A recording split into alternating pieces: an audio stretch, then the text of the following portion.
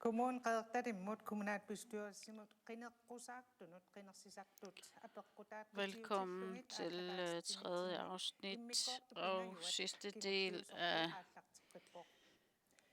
kommunalbestyrelses valgkampagne eller valgaften for borgere i kommunen Qeqertalik.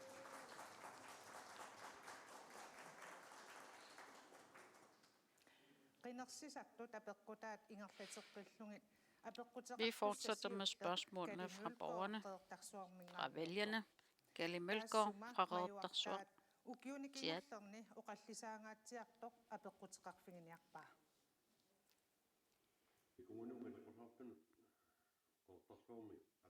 Qeqertarsuaq. På vegne af skiløberne i Qeqertarsuaq, så er der en skilift.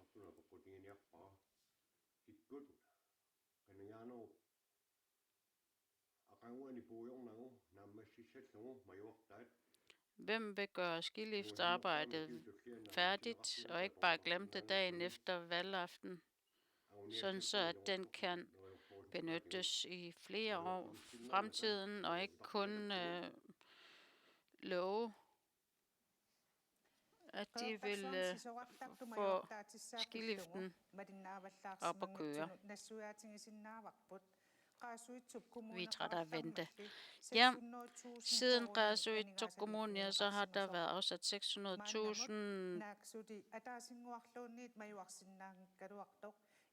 til projektet. Og selvom skiliften ikke kan benyttes af en eneste person, så er der blevet benyttet 11 millioner kroner. Gali Mølgaard fra Qeqertarsuaq er rigtig træt af at vente. Hvem vil love, at det bliver en realitet efter valgaftenen? Den første har markeret sig af Siumut. Værsgo. Ja, hvad kan I love? Ja, nu har man lovet gang på gang i årevis. Jeg kunne fra Siumut sige, det er så kort, at det kunne færdiggøres i morgen, hvis det skulle være.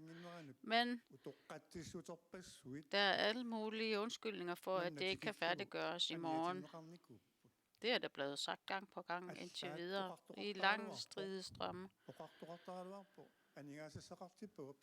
Ja, der bliver ytret, at der er afsat midler. Ja, det er da meget godt, men hvorfor er det, at man bare lader pengene stå stille? Nu har vi forstået, hvad problemet er. Problemet er ikke corona. Problemet er slet ikke i firmaet, der sælger skiliften. Problemet ligger i et bestemt parti. Jamen, hvad vil Siumut gøre? Jamen, altså ud fra den rapport, man er besiddelse af, så er der jo også i forhold til skiliften, hvis det er, at den person, der har udregnet netop den her beregning i rapporten, så kan man jo sagtens ændre på den, men denne person har ikke fået udleveret rapporten, og kan derfor ikke komme med en rettelse. Det er en kæmpe fejl. Altså de forskellige entreprenører står klar, også i Qeqertarsuaq, for at færdiggøre skiliften, og den kan sagtens færdiggøres i løbet af kort tid.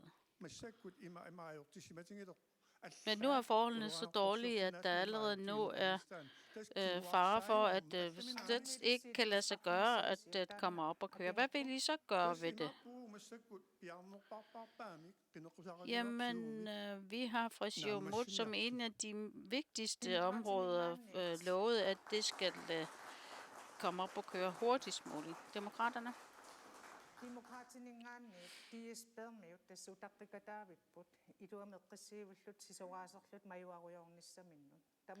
DSB-befolkningen, de er trætte af at vente på at komme til at stå på ski på ordentlig vis via en skilift. Hvad vil I gøre?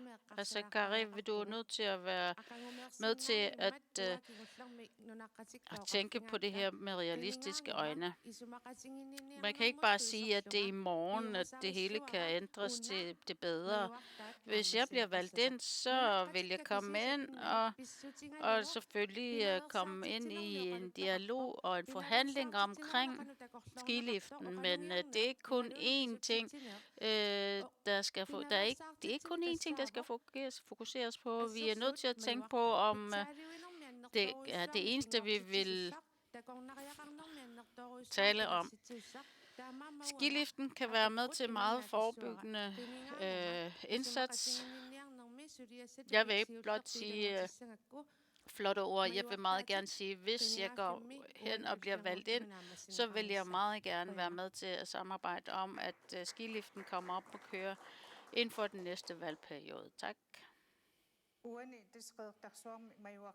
Ja, Redarsuaq og skiliften og driften, eller manglen på samme, er netop det, vi taler om her i dag og nu.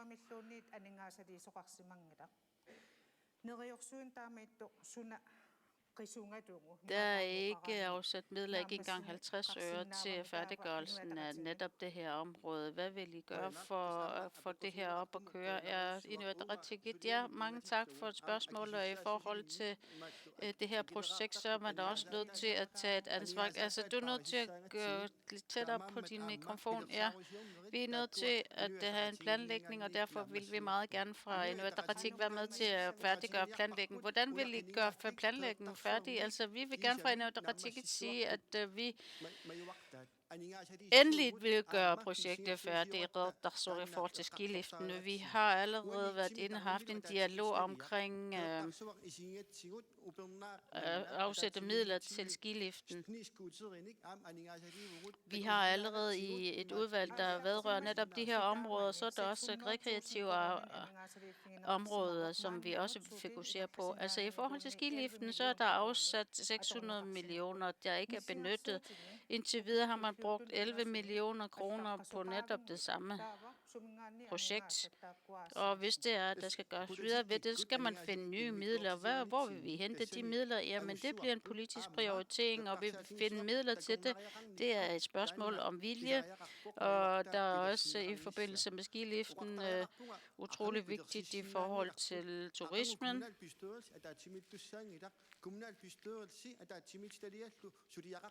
Der er ikke møde i kommunalbestyrelsen i morgen, men der er kommunal- og bygdebestyrelsesmøder, når valget er overstået, og vi vil fra Inuit Ataqatigiit meget gerne være med til at realisere og gøre arbejdet færdigt i løbet af næste valgperiode. Det, der er forskellen mellem os og Siumut, er blot, at vi med ansvar gerne vil arbejde med de forskellige projekter med en finansiering. Der står ikke noget håndgribeligt. Nej, vi skal nok arbejde politisk for, at der kommer til at stå noget håndgribeligt i forhold til skiliften og driften af det. Hvad vil I gøre for, at skiliften kommer til at køre 100%? Ja. Når der har været grundige undersøgelser, og det kan sikres, at den kommer op og køre, ja, så skal vi nok være med til, at den kommer op og køre. Det, der er problemstillingen med skiliften, det er, at der har været en masse forskellige evalueringer, og så er der også i forhold til de forhold, der er gældende med naturområdet, så er det ikke blevet sikret, hvordan fordelingen af sne skal håndteres, og derfor har man så spildt de afsatte midler.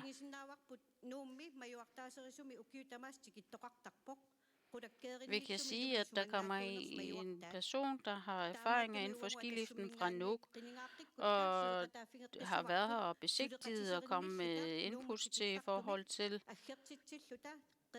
skiliften i Redarsuaq. Men vi vil, hvis vi kommer ind i kommunalbestyrelsen og bliver valgt, så vil vi meget gerne have en person fra skiliftsområdet i Nuuk kommer og besigtiger området og kommer med input til, om hvorvidt det kan være forsvarligt at få skiliften op og køre lige der, hvor den er i øjeblikket.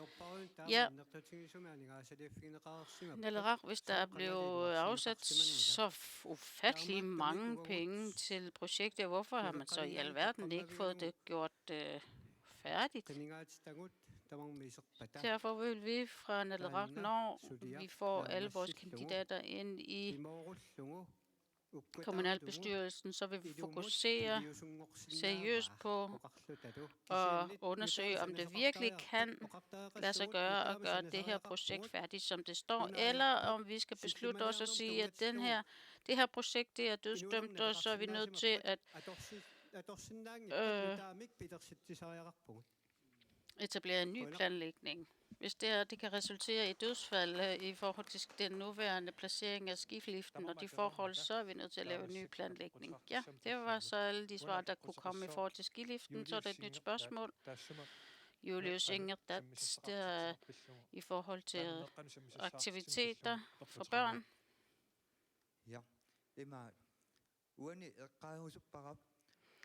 Jeg vil meget gerne komme ind på, at her er der tale om asiatisk i forhold til rettighederne for børn. Jeg har stor mangel i forhold til aktiviteter for børn.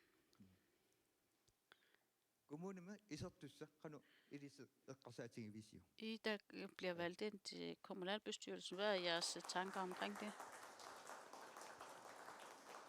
område?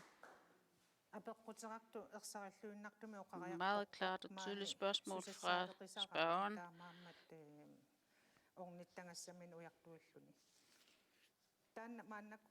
Vedkommende keder sig og har brug for nogle væresteder.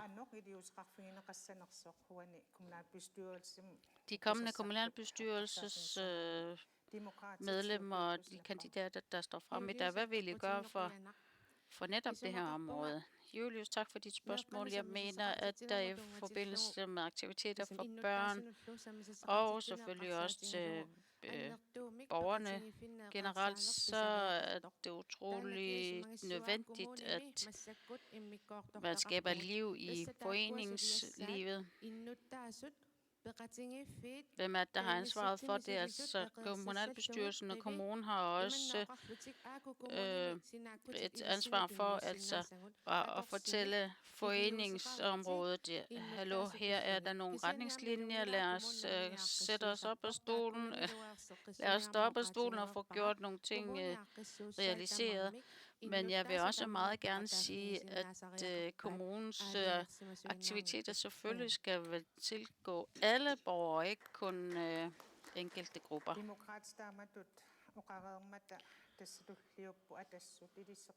Og desut, hvad vil I gøre på det område? Efter at vi blev til kommunalredderlik, så er der heldigvis også nogle spirer i forhold til for eksempel redders og regeringen, der siger, at nogle arrangementer og aktiviteter, der netop er ved at spire, og de skal selvfølgelig koordineres og gøres mere fastsatte.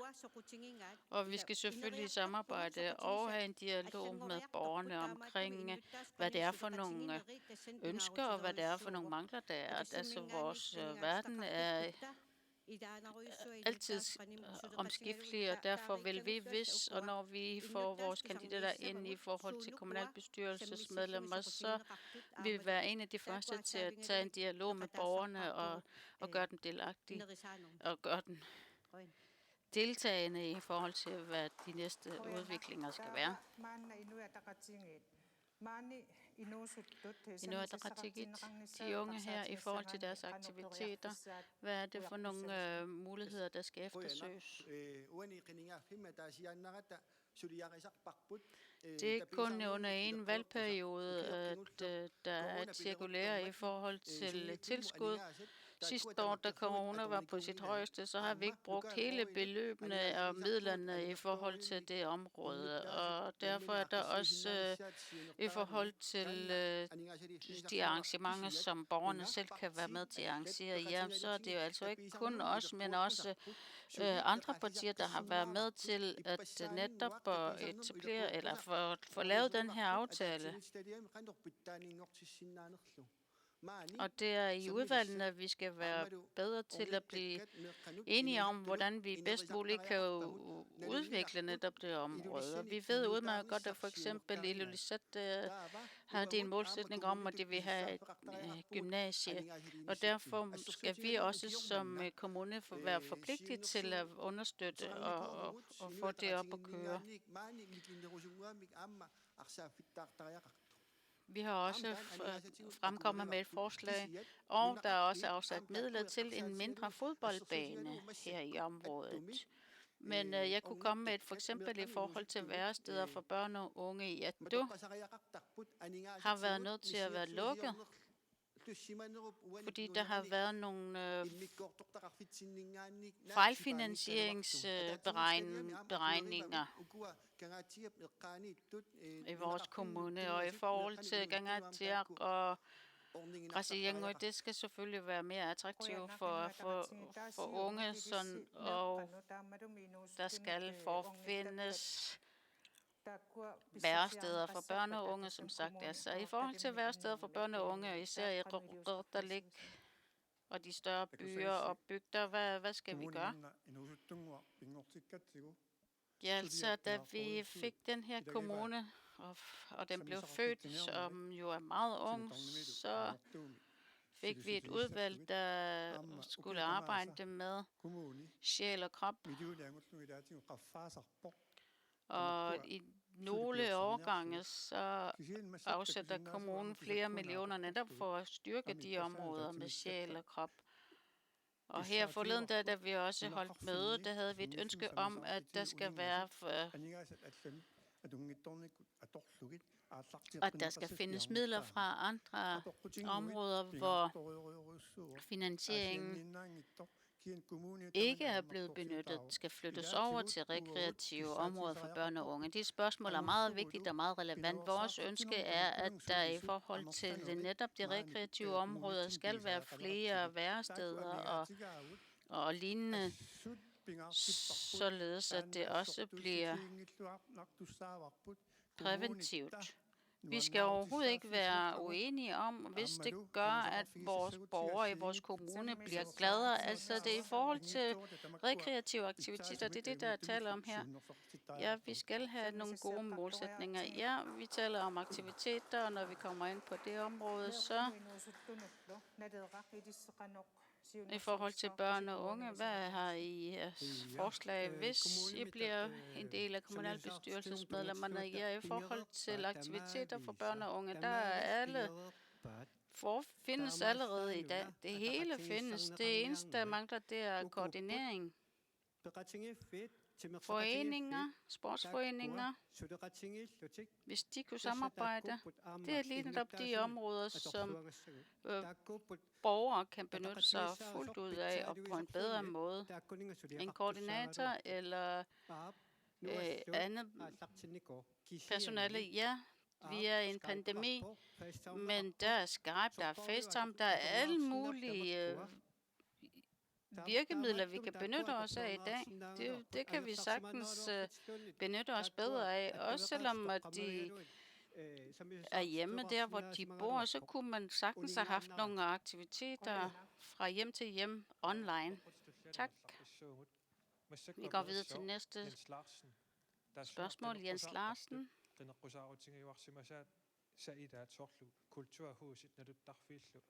vil gerne spørge ind til, hvor Kulturhuset og svømmehallen bliver af, som jo er en valgslogan for hver eneste valgkamp.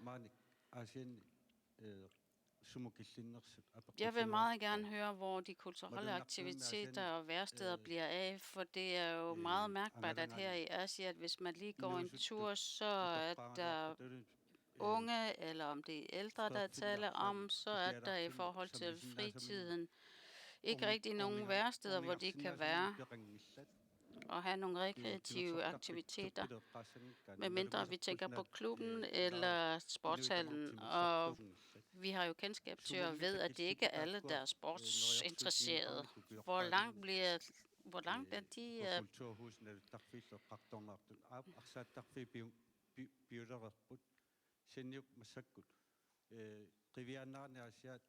løfter blevet af, og hvor langt er de nået i forhold til svømmehal og lignende. Altså, vi kan jo sige, at det er næsten tabuagtigt at sige, at vi er en by, hvor der er rigtig meget alkoholforbrug og alkoholisme. Det er ærgerligt, at jeg skulle sige det sådan, fordi der ikke er andre aktiviteter at give sig til. Ja. Det var et spørgsmål og en forklaring. Ja, i løbet af en del år nu, så har man haft en plan om, at der skal være et kulturhus her i Asiat, og det er det, der bliver eftersøgt i partier, også Nalera. Hvad vil I gøre i forhold til spørgsmålet? Siumut markerede sig først.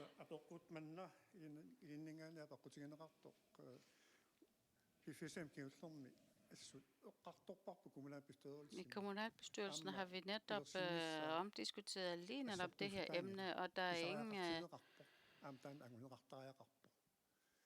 uenighed om, om hvorvidt det skal etableres eller ej. Det er blot op til os om netop det her forsamlingshus, som er rigtig flot og som er privatejet, som kan benyttes af,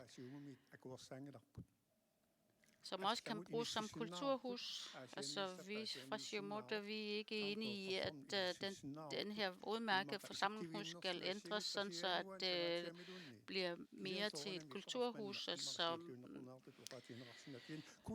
men kulturhuset vil meget gerne etablere. Men den skal ikke være placeret her. Svømmehallen behøver heller ikke at være her. Hvis I kigger hen mod Qeqertarsuaq, der er der varme kilder, der kan man etablere et svømmehal. Det er en af de målsætninger, vi bør have. Altså her i Asiat er der mangel på et kulturhus, svømmehal og rekreative aktiviteter. Hvorfor vil du så flytte hen til Qeqertarsuaq? Asiat er ikke kun kommunen Qeqertarsuaq er ikke kun bestående af Asiat.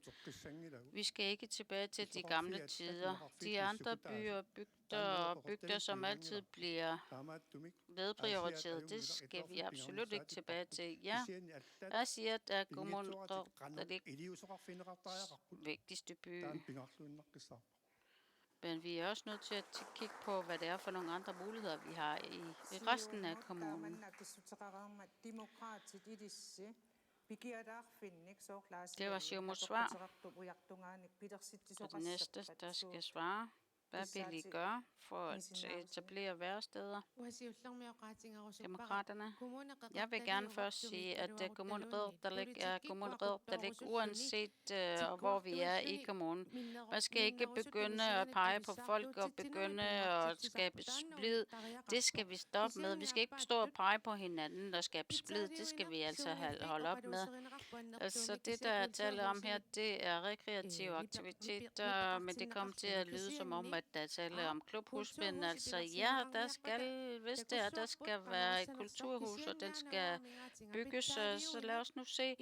Det, jeg mangler allermest, det er i forhold til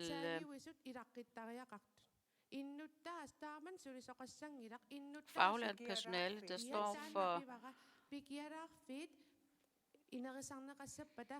forebyggelse. Hvis det er, at der skal være varme hænder, også i forhold til forebyggelse, så er vi nødt til at kigge på, og vi skal hen og tale med foreninger. Vi har masser af foreninger, også i Qeqertarsuaq. Der er flere forskellige, måske helt op til 20 foreninger her i kommunen Qeqertarsuaq. Det er netop de ressourcer, vi skal benytte os af, så er de styrker, og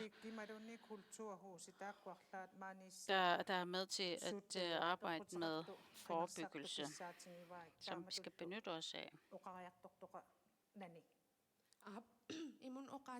Jamen, der var ikke nogen, der svarede på spørgsmålet.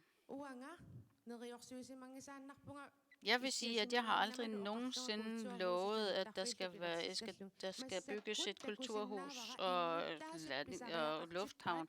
Altså det, der er brug for her, det er, at folk de mangler forebyggelse. Kommunen Reykjavik, ja, de har gjort det rigtig godt, men de forskellige områder, de kan ikke køres på samme vis og på samme vilkår, fordi jeg siger, at der er nogle andre forhold, der er gældende. Reddasot, nogle andre forhold, der er gældende. Byer og bygder har nogle værdier, der kan være forskellige og uens fra hinanden, og vi skal køre en rekreativt aktivitet på lige fod med alle andre i alle områder. Inuit Ataqatigiit, hvad vi gør.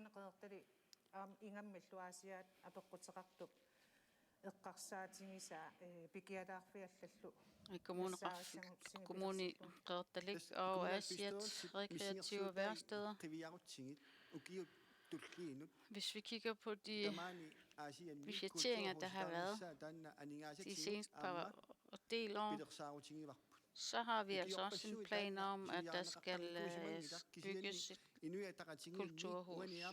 Det er der også afsat midler til.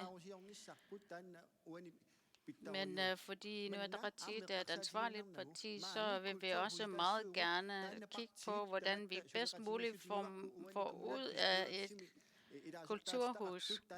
Flertallet har været inde og sagt, hvornår bliver den så bygget?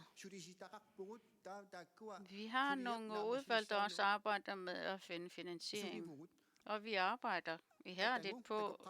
Lad os lige vente og se resultaterne af de igangværende indsatser. Men vi vil meget gerne få det op at køre med de planlægninger, der har kørt i mange år. Altså, vi kan ikke kun tænke i mange midler, mange penge. Qasigiannguit, der er der et forsamlingshus. Det har vi her under den nu valgperiode brugt penge på at renovere den, og den bliver kun brugt som bankosted.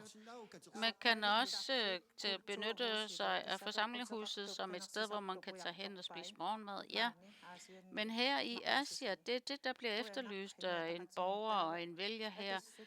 Rekreative væresteder her i Asia. Hvad vil I gøre i Atassut? Ja, det er korrekt, at der under sidste valgperiode, så har partierne, uden at være uenige, blevet enige om, at der skal bygges et kulturhus. Selvfølgelig skal finansieringen lige lægges på plads og være på plads. Og vi har et udvalg, der arbejder på at hente finansiering. Vi håber selvfølgelig, at de vil arbejde hårdt og ihærdigt og opnå resultater, og således at kulturhus bliver bygget. Det er også et område, som vi har afsat penge til i en årrække, så vi skal nok være med til at arbejde for, at den endelig bliver bygget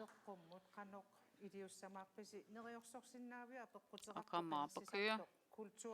Naleerak, kan I stå og love, at Asiat får kulturhus og svømmehal?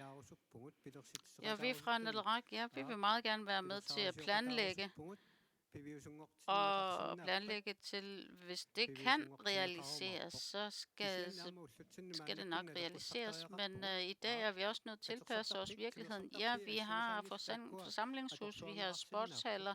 De kan også benyttes til flere forskellige aktiviteter. Også i forhold til fornyelse af kultur. Ja, vi er klar til at arbejde inden for nye retninger inden for kulturet. Ja, sidste spørgsmål for i aften. Det bor Kleist har et spørgsmål. Nej, undskyld, det bor Ostermand. Husflidsområdet og vilkår for husflids. Altså på vegne af de, der arbejder med husflid, jeg kender en, der arbejder med husflid og sælger sit husflidsværker udenfor. Og der er rigtig mange boliger her i Asia, der er ubeboede.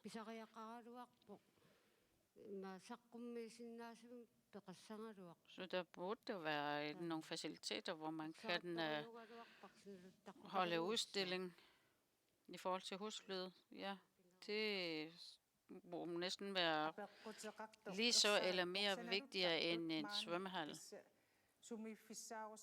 De, der arbejder i husflid, de har tidligere ikke haft, de har tidligere haft et sted, hvor de kunne arbejde, men det har de så ikke længere. Hvem vil være med til at realisere, at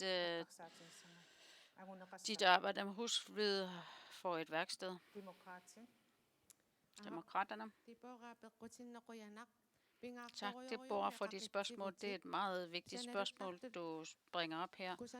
Husflid og deres meget flotte arbejde, det er også en del af den ansigt, vi viser udad til. Det er rigtig, rigtig givetigt og gavnligt for turismen. Jeg mener, at der i Kommunereddalik skal udvides endnu mere i forhold til de initiativer, der skal være i forbindelse med de, der arbejder med husflid. Det er det samme med fiskere og fanger, ja, og også de, der har hundehold. Ja, det glemte jeg lige. Altså, det er utrolig vigtigt, at vi skal have nogle helt klare målsætninger for, hvordan vi laver nogle bedre løsninger. Det er helt korrekt, at der ikke er faciliteter, der er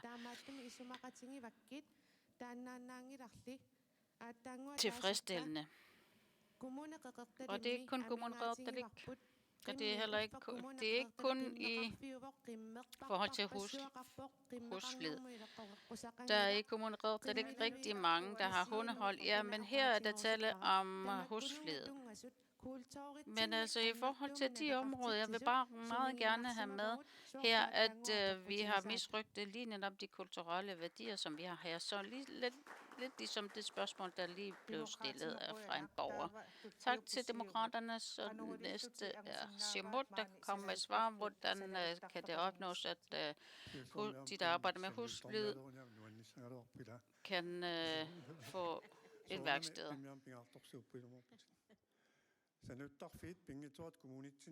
Det kunne da være sjovt at se, hvis hun også kunne begynde at udføre husflid. Nej, selvfølgelig er det utrolig vigtigt, at de, der arbejder med husflid, også har et værksted. Det er utrolig vigtigt for sind og sjæl og krop. Nogle byer og bygder, hvor det går rigtig godt med husflid, og andre steder, så er der slet ikke nogen steder at være for de, der arbejder med husflid. Der er rigtig mange mennesker, der er rigtig gode med deres hænder og kan arbejde med smukke produkter. Ja, så der skal åbnes igen for et værksted. Ja, så det er ikke bare et løfte, det er et ansvar. Ja, og hvis det ikke er på plads, så skal de næste, der bliver valgt ind, afsætte midler i budgettet til et værksted for de, der arbejder med husflid. Og der er sødt værksted for de, der arbejder med husflid. Ja. Vi har jo kendskab til, at de, der arbejder med husflid, de arbejder jo faktisk flere gange hjemmefra, selvom det kan være meget støvet og forurening, ja. Og selvom I har været med i kommunalbestyrelsen, så har I ikke gjort noget. Jamen altså, man kunne kigge på, at der er et helt bestemt sted, et helt bestemt hus, en bygning, hvor der er mulighed for, at der kan være noget udsugning. Det er utrolig vigtigt, især fordi, at der er flere og flere, der arbejder med husflid, at de også får muligheder. Og derfor, når vi bliver valgt ind i kommunalbestyrelsen, bliver det en af vores kerneområder, så at vi måske benytter os af allerede eksisterende bygninger, eller vil lige undersøge lidt, om ikke der er mulighed for at benytte os, og det vil vi meget gerne være med til at bane vej for. Tak til dig, sødt.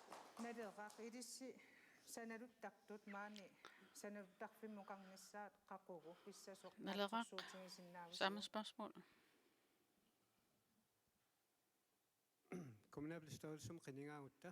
Når vi bliver valgt ind i kommunalbestyrelsen, ja, så kan det lade sig gøre, at der skabes et værksted i løbet af kun 2 uger. Der i de forskellige butikker nogle produkter, som også kan benyttes af husflids, og de, der arbejder med husflid. Ja, der er allerede et sted, de kan være. Hvor realistisk er I? Altså, det værksted, det er blevet lukket ned gennem længere tid, og så hvor realistisk er det at sige, at de ville åbne et værksted i løbet af 2 uger? Ja, de kan godt lade sig gøre at åbne op for et værksted for de, der arbejder med husflid. Altså, der er allerede redskaber i butikkerne, som man kan købe ind, og så få det op at køre. Ja, tak til Nalera Inuit Ataqatigiit. Hvis man realistisk skal kigge på, hvornår der kan være et værksted for de, der arbejder med husflid, hvornår kan det lade? Jamen altså, i forhold til de budgetteringer, der har været, så har der ikke været afsat mindre midler til kulturelle aktiviteter. Tværtimod har der været flere og flere midler, der er blevet afsat, og vi vil meget gerne have en dialog. Vi vil meget gerne have en dialog. Og vi skal se helhedsorienteret på nogle løsninger i hele kommunen. Husflidsarbejde har en stor betydning også i forhold til økonomien og indtægter. Det er selvfølgelig en af vores pligter og ansvar, at hvis vi skal sige, at det er vigtigt med kulturelle aktiviteter, så er vi også nødt til at afsætte midler til særskilt til husflid, og der er allerede retningslinjer for, hvordan det er. Jamen, hvornår skal de så få et værksted? Altså, er I enige med Nalera, at inden for 2 uger, så kan man åbne et værksted?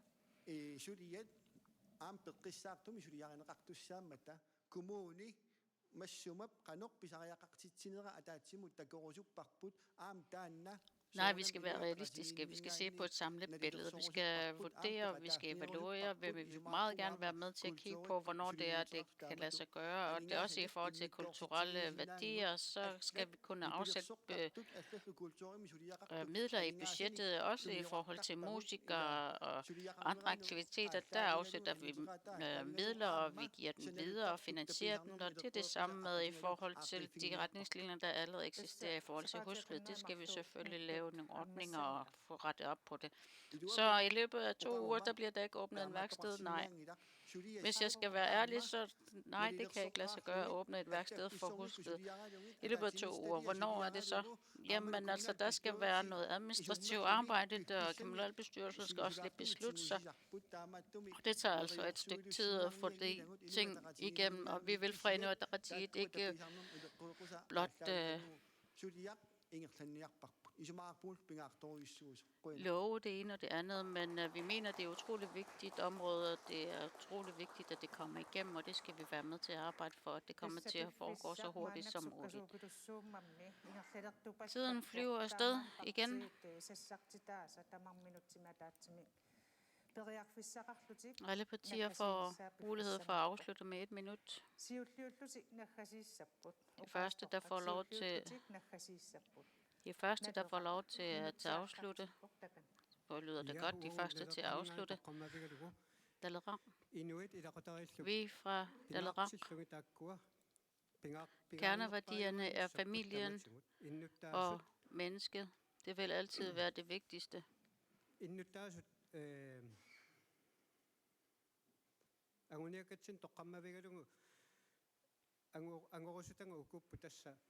Det vi har som målsætning er, at vi skal arbejde ud fra mennesket og ud fra at alle borgere skal have.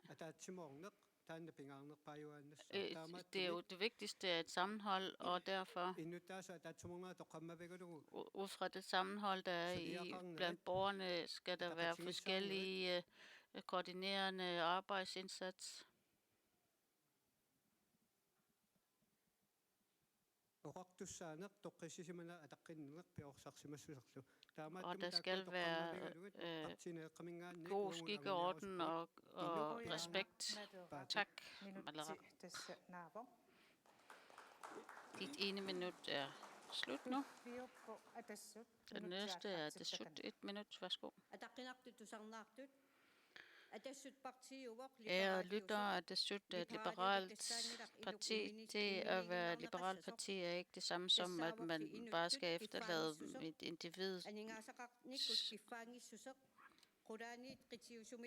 Og misrygtet at være liberal, det er, at man går bort fra centralstyring. Atassut er klar til at arbejde i tæt samarbejde med borgerne. Vi er fyldt med energi, og Atassut prioriterer, at alle skal være med til at føle et medansvar.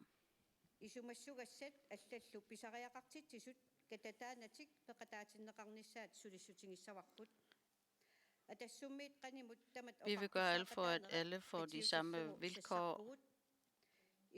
Vi står frem på vegne af Atassut. Vi vil meget gerne høre jeres meninger. Vi siger nej til centralstyring. Tak til Atassut.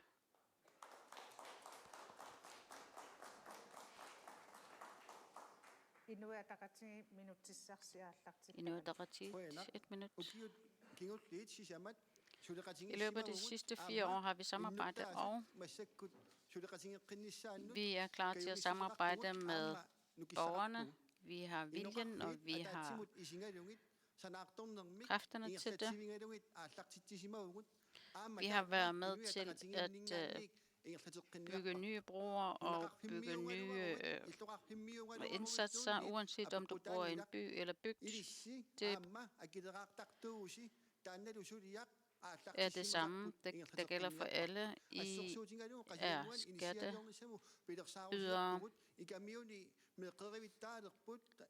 I Gamiut, der er de ved at få, i Niaqornaarsuk er de ved at få nye børneinstitutioner, og vi vil arbejde for, at andre byer og bygder også får nye indsatser, og det vil vi bruge de næste 4 år. Og vi inviterer dig med til at arbejde sammen med os i Inuit Ataqatigiit. Tak. Det var lige nøjagtigt 1 minut. Siumut, 1 minut, værsgo. Tusind tak. Aftenens leder, tusind tak til alle, der har deltaget her i dag, og de, der har fulgt med over tv'et. Det er utroligt vigtigt, at man også informerer, at denne kommune er faktisk et spædbarn. Der er mange børnesygdomme.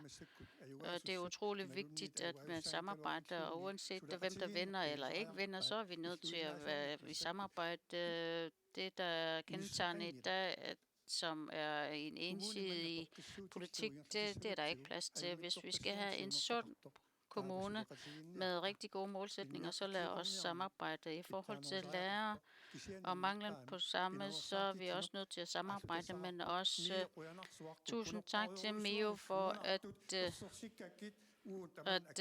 gøre det synligt med de mange virkelig dårlige eksempler på, hvor dårligt vi har klaret os på visse områder. Tusind tak, og det skal vi nok være med til at rette op på. Tak for i aften.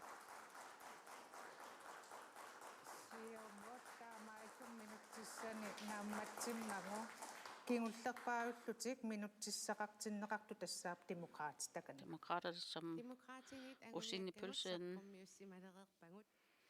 Demokraterne har allerede været ude med de kerneværdier, som vi har. Vi tror på, at vi i samarbejde med jer borgere og vælgere har en lys fremtid. Vi tror på, at I kan være med til at bane vej for en lysere fremtid. Vi har alle sammen brug for, at det ikke kun er 4-årige beslutninger og målsætninger, der danner grundlag for samfundet.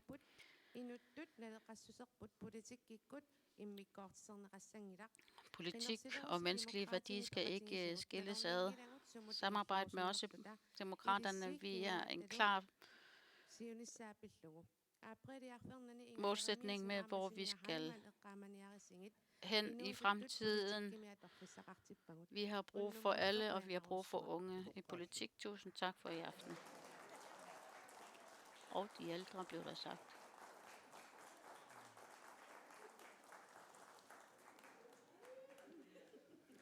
Og